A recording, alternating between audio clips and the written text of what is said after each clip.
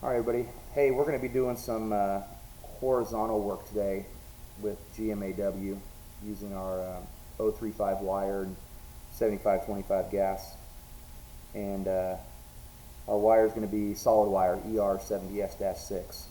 So we're going to do a couple horizontal welds. First one is going to be a butt weld. So we're going to tack with no gap. And we're just going to run this in this position, just like you're writing on a board. And then we're going to be doing some T-fillet joints, single and triple pass. We'll do some outside corners with an open edge, just like that. Okay. And then we're going to also do a lap weld, but this time we're not going to have the metal flat. We're going to keep it on edge, and that's also a 2F. Okay. So those are the 5 welds we're going to be covering in this video. And let's get to it. All right, so we'll get that vibration off there. We're gonna roll a 2G butt weld in the, of course, 2 being the horizontal. So I kind of got my wire sticking out a little bit because I want to show you guys that I'm gonna kind of hit it side to side, but I'm gonna angle this nozzle up just a little bit. I'm not gonna come straight in. I'm gonna angle it up just a little bit. Just kind of do a side to side motion all the way to the tack. And you'll see a little bit of droop on the bottom, and that signifies that we did it out of position. Okay, so here we go.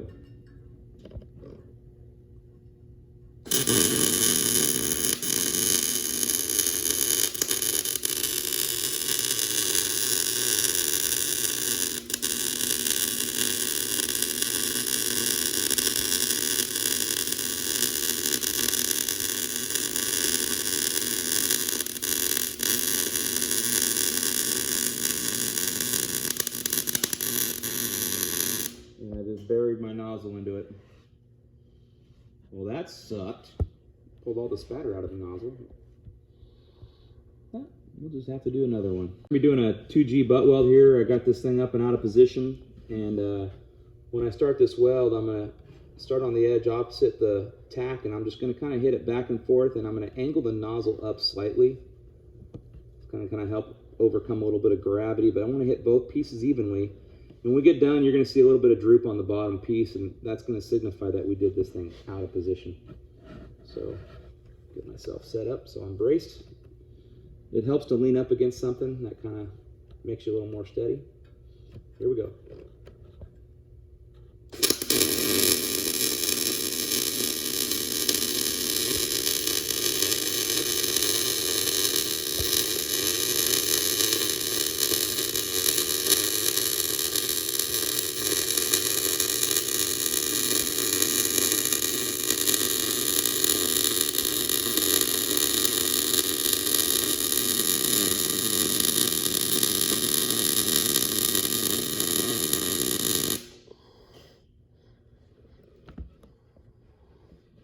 And I use that side-to-side motion just to kind of help me hit both pieces evenly.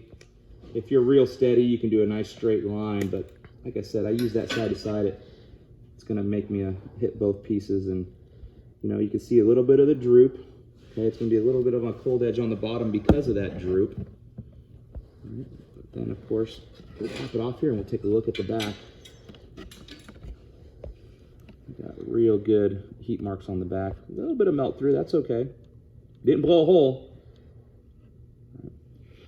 But that is our 2G butt weld.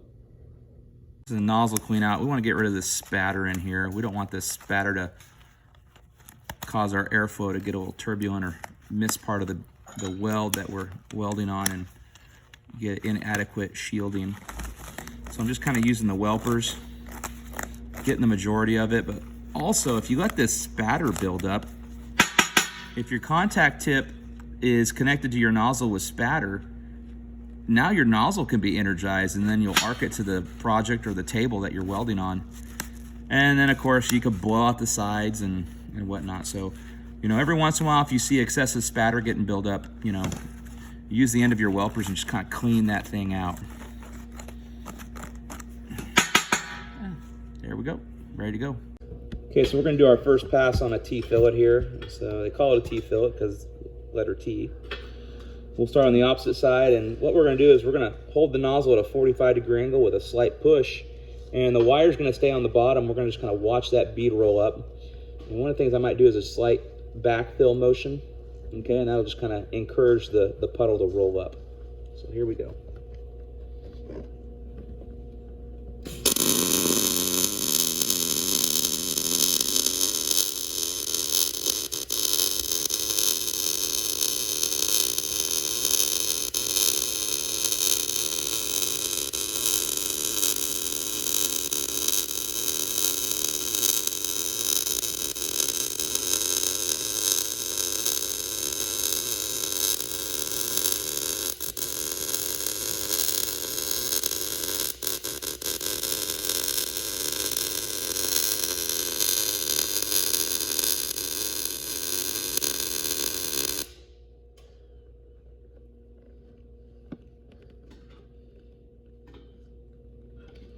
Okay, simple T-weld, plenty of heat on the bottom, looks good. If you want to look on the back side too, we can see definitely heat marks on the back piece.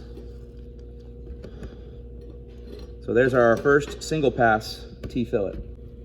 All right, so that was our first pass.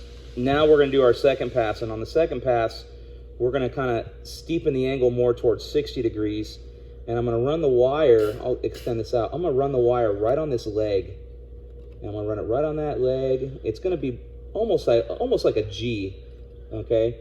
But it technically is a fillet weld because we're hitting a 90.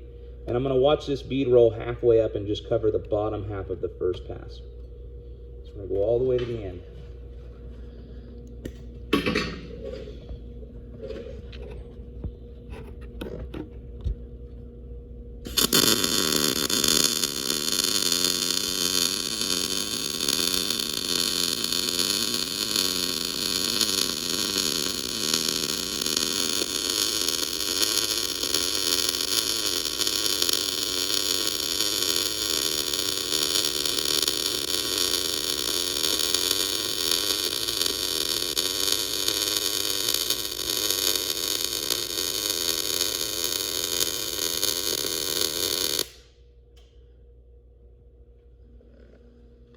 Okay, so there's our second pass.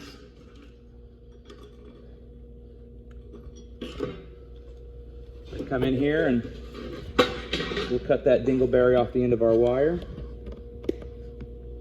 Okay, there's our appropriate stick out. Get this angled up for the cameraman. And then on the third pass, we're going to flatten this up now, more at a 30-degree angle. And this is going to be a little bit of a slower travel speed because it's going to be more like an actual fillet. And we're going to hit that top toe of the first pass. We're going to watch it roll down into our second pass, and we'll have two beads side by side when we're done. Here we go.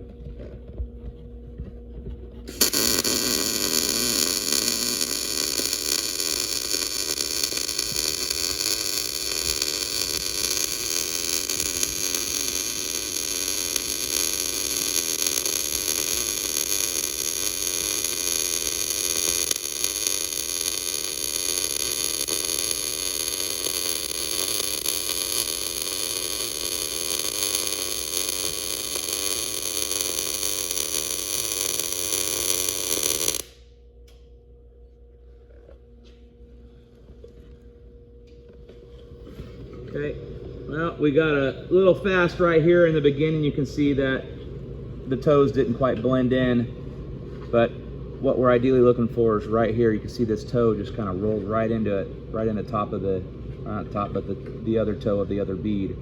So we should see two beads side by side. I'm happy with it. It's not quite perfect, but it gets the job done. And if you're just learning how to weld, that's a pretty decent triple pass. So definitely see extended heat marks on the bottom, and we'll flip it around. You can see those heat marks traveling up from that third pass. So that is your triple pass T-fillet.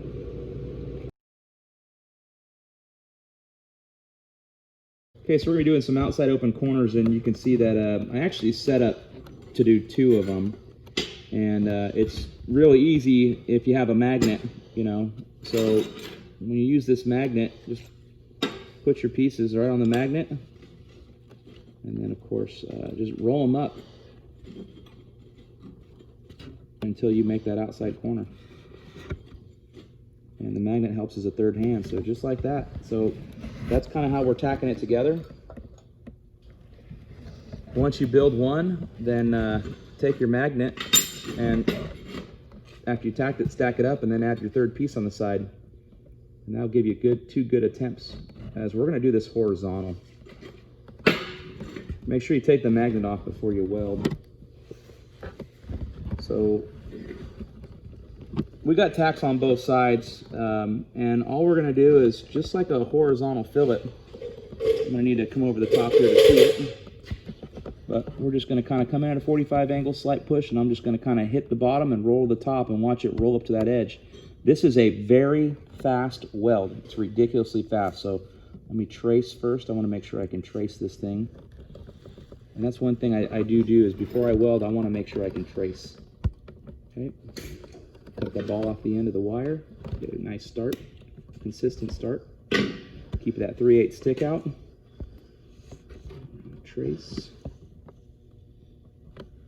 All right, here we go.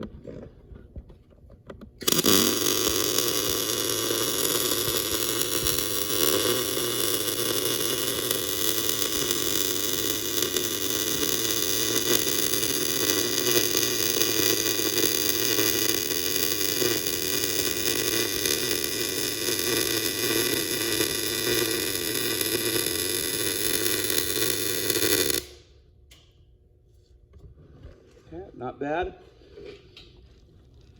Nice thing about putting that piece on the other side is it kind of stands it right up in the correct angle. A little bit slow in the beginning, we got some buildup, but it finished out very nice. Good tie-in on both pieces. Top and bottom legs, very consistent. You know, in worst case, if it's, you know, not that good, you got the other side you could weld on. But let's look on the inside. You could definitely see we got a little melt through. I'll kind of do a little assist there. And that is your 2F outside corner.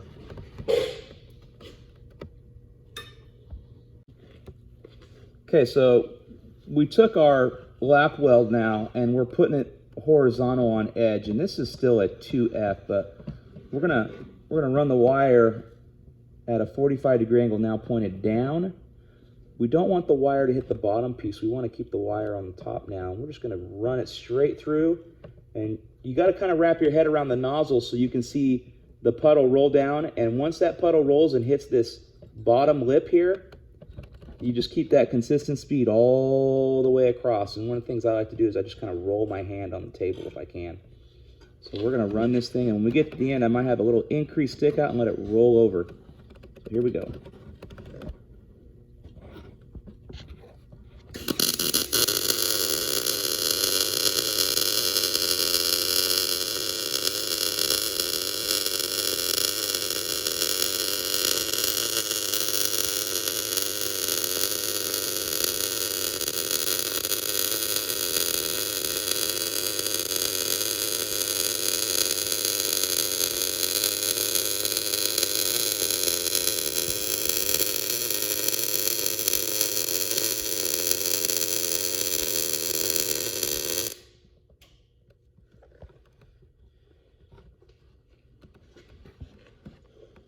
Not bad. A little slow right in this area here, but right on the end, that's exactly what we want to see. You want to see it roll right down.